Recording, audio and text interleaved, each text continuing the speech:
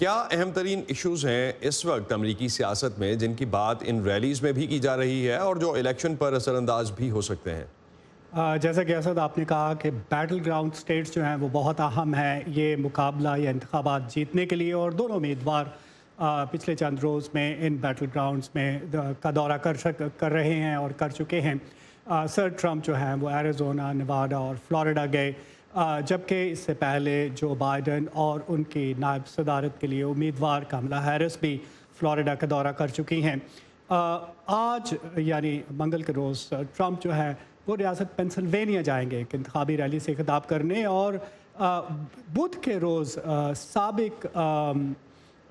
صدر جو Barack Obama جو ہے وہ اپنے سابق نائب صدر جو بائیڈن کی حمایت میں ایک ریلی سے خطاب کرنے والے ہیں۔ ایک اور جو اہم ڈیولپمنٹ ہوئی ہے وہ یہ کہ پہلا جو صدارتی مباحثہ تھا دونوں امیدواروں کے درمیان، اس کے بعد جو دوسرا مباحثہ ہونا تھا اس کو کینسل کر دیا گیا تھا قواعد و ضوابط پر اختلافات کی وجہ سے۔ اب جو ہے وہ